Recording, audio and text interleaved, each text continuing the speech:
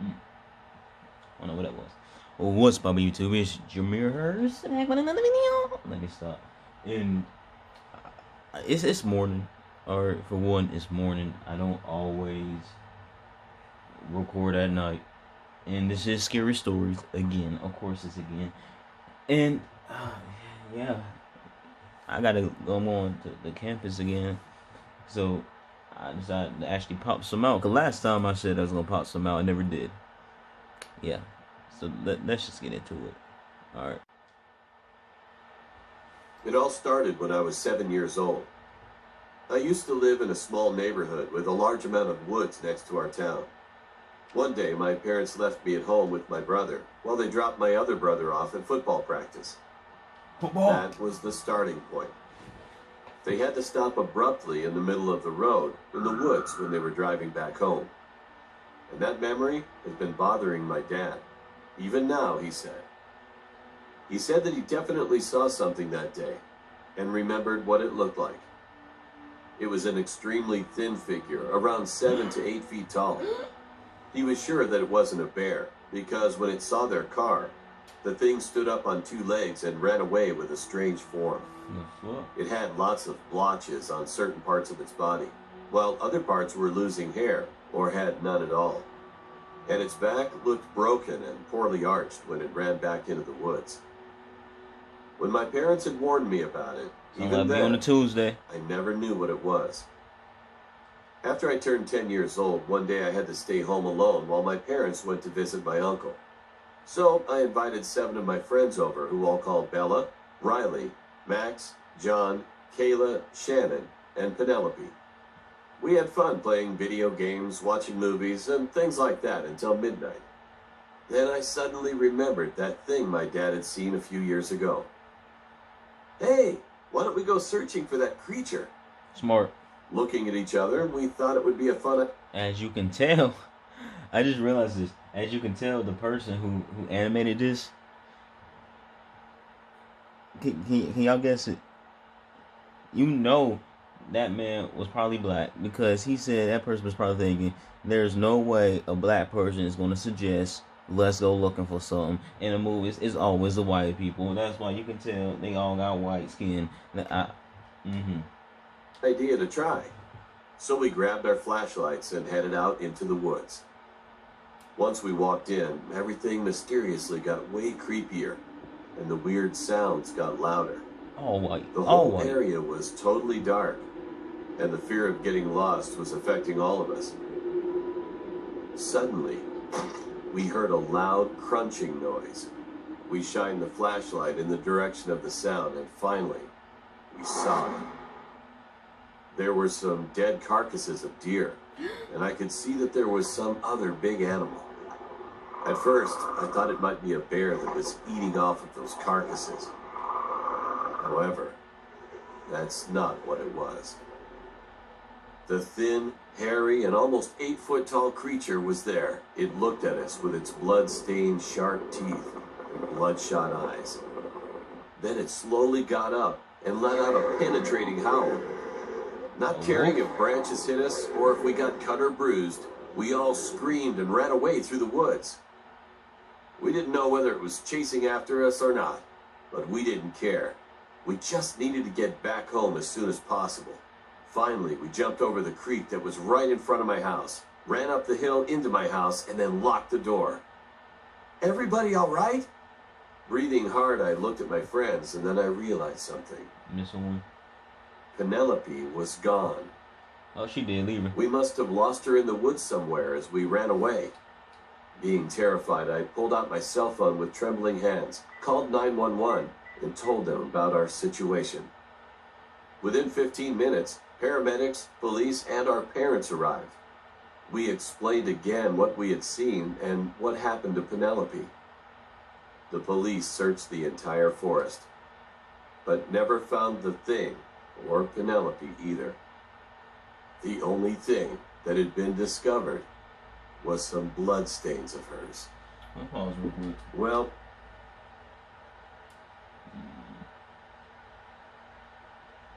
Alright. And make sure that it didn't say true in it, because like These stories are fake. These stories are fake. Because I was thinking, if this was the case, then there should be an article on it. There's an article for any crime ever, every crime ever committed. There's an article for it. I'm 12 years Even old if it's now, a and simple none of one. us speak about what happened that day. The search for Penelope has been going on, but I'm positive that she's dead. Not just me. We all do. I recently did research on the thing, and noticed that many other people had gone missing in my woods, mostly kids, and Penelope's disappearance made her the 8th child to go missing in those woods. I now no longer go into my woods because I'm afraid that if I do, that thing will find me one day, and I will end up like Penelope.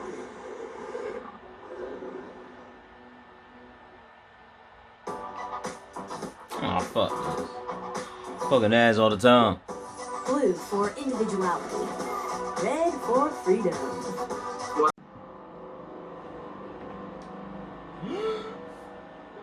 My name is Caitlin. This incident happened when I was 14 years old, and I will never forget this memory. One day, I was at home alone at my house. My mom was still at the office late at night, and my 2 siblings were at my grandparents' house, which was kind of far away from my home. At first, I was just enjoying my time alone, watching Netflix and doing some fun stuff. However, after a while, I got pretty bored, so I decided to invite some of my friends over. I asked my mom for permission and then called my friends to invite them over. A few moments later, while I was waiting for them, I heard a loud bang upstairs. Don't go I do it. was sure that there was no one else upstairs. So I stood up and looked up the stairs with an anxious look on my face. When I was near the stairs, I could see that one of my dolls had fallen. I picked it up, and when I straightened my back, something caught my I attention. want to do dogs. A little girl was standing upstairs. Oh, no. Well, I could feel that she was staring at me, even though I couldn't see her face clearly due to the darkness. I was terrified, and then someone rang the doorbell. I ran to see who it was, and luckily, my friends had arrived. Thank God. It was a moment of relief. She got that a my demon friends child in came her over house. at the right time. Soon, I got my mind off of the girl I saw. We sat down in the living room and had fun talking with each other. An hour later, one of my friends suggested that we should take some pictures together, so we gathered around one another. We Gather took around a several campfire selfies while or something. laughing and chatting. Later, as we scrolled through the pictures, we found something. There was a little girl standing behind our couch. No. What made us even more terrified was the fact that she had no face. I mean, her face was just an empty darkness. No eyes, no nose, and no mouth. No. Being terrified, I told Cassie to delete that picture right away. However, I got she 7 said days. that something was wrong with her cell phone. I snatched the phone out of her hands and tried to delete it. But no matter what we tried, we couldn't delete the picture. Then we Damn heard phone. loud thumps. It sounded like someone's footsteps were coming from upstairs, No. and our light was flickering on Oh, and off at no. the same time. Gotta pay that light bill. We thought that we couldn't stay inside anymore, so we rushed outside in a hurry. One of my friends, Christina, suddenly pointed at my bedroom window and said that there was someone in there. I raised my eyes up and followed her finger, and there she was. It was the same faceless girl we had seen in the picture. Hey, she just want to play with y'all, though. My friends and I screamed. How I rude. called my mom and explained everything. My mom couldn't believe what I told her, so she made me calm down and said that she would be home in 5 minutes. After she arrived home, she searched the entire house, but she couldn't find any trace of the girl. I hoped that it was just our imaginations. However, we soon decided to move out of the house because I kept seeing the girl after that incident. They racist. I just realized something. She's like a darkness face. That's a black little girl. They racist for over here talking about we can't notice her face. Y'all wrong for that. We finally moved, and from then on, my mom never wanted me to be home alone, so I always stayed with my siblings. I still have no clue why the girl haunted me, but I think it was because she wanted us to get out of the house. Well, I'm just glad that I don't see that girl in my new house.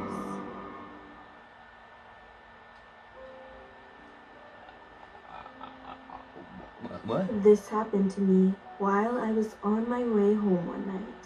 Ooh. I was living in an apartment at the time. When I arrived on the first floor of my building, there was a piece of paper hanging on the wall that said that the elevator was out of service. No, not again. And again? I said to myself. I lived on a pretty high floor, so without any other choice, I had to walk up the stairs. Get that Cardi Winger. I was walking up the stairs out of sheer desperation, and all of a sudden, I heard something. What you hear? Then I began to feel uneasy. Ooh. I knew that crimes often occurred around my neighborhood, especially targeting people who were alone. When I listened closely, I could hear a pair of men's shoes and a pair of women's high heels walking at the same time. I assumed that it was a couple. You guys are having a hard time like me. I'm struggling to walk up the stairs, especially this late at night. I thought to myself. I sighed with relief and turned my head around. However, I will never forget what I saw at that moment. There was a man who was crawling with a pair of men's shoes on his feet and a pair of high heels on his hands. He was crawling towards me. Dude, that dude don't crack. That's what that is. This happened a few years ago in the neighborhood I grew up in. This won't leave us When on I was that? around 6 years old, there was an incident where an old man who lived right in front of my house was murdered by a robber. Not only did the robber steal all his money, but he also stabbed him brutally with a knife and then ran away. According to the police, the crime scene was as horrible as it sounds, and unfortunately, to this day, the robber still hasn't been caught. When they moved the old man's dead body and passed by my house, my mom covered my eyes with her hands so that I wouldn't see it. Nevertheless, I could see my neighbor's face through the gap between my mom's fingers. After that, even after a few months had passed, the old man's house wasn't sold. It was because there were a few strange rumors spreading around the neighborhood about his house. Some said that people would always hear the old man's coughing and sobbing coming from inside whenever it rained. 10 years later, all of the people who moved into his house had to leave, and now his house is being used as a warehouse. I don't even know how to react to that story. When I was in high school, I was crazy about a boy band and used to stay up late at night watching their videos. Because of this, I used to fall asleep at around 3 or 4 a.m. The town I lived in was sort of a new city under construction, so it was really quiet and there was no one outside during that time. One night, it was around 3 a.m., I suddenly heard a woman singing outside. It was an old song, and the strange thing was that the woman was singing just one part of the song over and over again. She didn't move on to the next section. She would just start singing, pause for a minute, and then continued singing again. How she knew? Out of curiosity, I opened the window and was about to sing the next verse of the song to surprise her. However, before that, I sent a text message to my friend. Hey, someone is singing outside and keeps repeating the same part. LOL, should I sing along with her? Not long after, my friend responded, and then I had to shut the window quietly because I was terrified. The text said, "Don't do that. That's a ghost. When ghosts find someone to harm, they first sing and then wait for the person to sing along."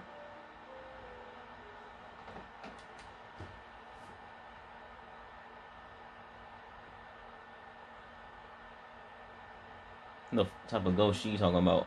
I never once seen a supernatural or ghost start to sing and then be like, hey, because I'm singing, I'ma kill you. I never once heard that. That was, oh my gosh, these stories are getting worse and worse. Like, I can't stand these fake stories. Like, I ain't gonna say I don't believe in demons and ghosts and demon childs and stuff like that, but I don't. Let me stop. I kind of do. I do, but I don't at the same time. I believe they're real. They just can't do everything that's in the movies and stuff. Maybe once in a while, flick a little piece of paper. You know what I mean? But that's it. I don't think they can move like a goddamn lamp across. You know what I mean? These stories are getting worse and worse. I can't handle it, but I'm gonna keep going just for the people who wants to see it.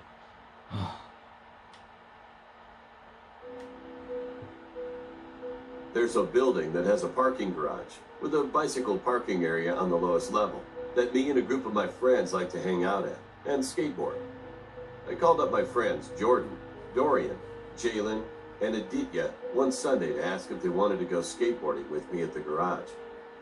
They all agreed, so we met up at my house and rode our skateboards and longboards through the unkept paths between the apartment buildings and arrived at the garage. We waited for a car to drive in and set off the sensor to open the garage door. Then we tailgated in. When we got inside, we rode our boards around, just practicing some skills. Eventually, we rode down to the lower level and sat in the bicycle parking area to have a break and drink some soda. All of a sudden, a car pulled up and parked in a spot that was visible from the bicycle parking area. The car sat in the spot with its engine running and the driver still sitting inside. Then another van pulled up and shut off its engine in the middle of the road. Both drivers got out and met each other halfway. They were both tall and intimidating with their hoods up. One driver passed the other driver money, but then they suddenly began to argue. We all watched in awe as they flung their hands around dramatically and started to shout. We couldn't make out what they were saying since the loud echo distorted their voices. We all froze as the van driver pulled out a gun and shot the other driver in the throat. Oh, God. The driver collapsed, blood pooling around him. The van's driver yelled something, and then we saw two other guys get out of the van, one tossing the body into the back seat, and the other began wiping up the blood. Something was going on here, and I could tell we were in danger. Dorian whispered that we had to leave, now. We all began to quietly grab our skateboards and started hiding behind a wall. As you can tell, they all white. But the blood cleaning guy spotted Jalen as he was making his way over. Black people would have been gone like 3 minutes, the van started 3 minutes up, before they and pulled right up. then, Aditya screamed. We all threw down our skateboards and began pushing away as fast as possible. I could hear so many noises in my ears, like skateboards moving, voices shouting and screaming, and the roaring van behind us. Dorian was on an electric skateboard and was taking the lead as we wound around the ramps, rising to the next level. Jordan was next to me, and Aditya was close behind us on his scooter. Jalen, who had been the last to leave, was falling behind, and we could see the van speeding up behind him. I yelled for him to run to the side, and he popped his skateboard into his hands and took a sharp turn to the left, running up a fire escape. The van screeched around the corner as Dorian began approaching the garage door. And that's when I realized something. We had to wait for a car to trigger the sensor and open the door. I yelled at Dorian to take the staircase to the right, and he did. Jordan and I hopped off our skateboards and ushered Aditya into the staircase. We burst out into some dirty apartment floor, and I quickly called Jalen. He picked up and told us he was outside the apartment building by the main road. We held our skateboards and ran through the apartment floor until we found the fire escape. Then we managed to run outside and met Jalen, where we called the cops. After the cops arrived, they started to search the parking garage. They couldn't find any traces, nor the cars there, so they decided to check the security footage. The footage revealed the van's license plate was covered with duct tape, but they did catch the license plate of the car of the driver who'd been shot. They said they'd keep us updated and gave us a lift home. Since then, we've never seen the van again or gotten any important information from the... Oh my gosh, this is so embarrassing. That is buffering. So you know what that means, right? 'Cause I sure as hell don't. This is ghetto. You can tell this is ghetto. See, the people with privilege, they will never do this. They will make sure, they will have something special that make sure this never happens. So I guess that's the end of the video, because that let's just do a part 2. We leave off right here and come back right here, part 2. You know what I mean? And so that's the end of this video. You pieces of let me stop. So I see y'all when I see y'all. Peace.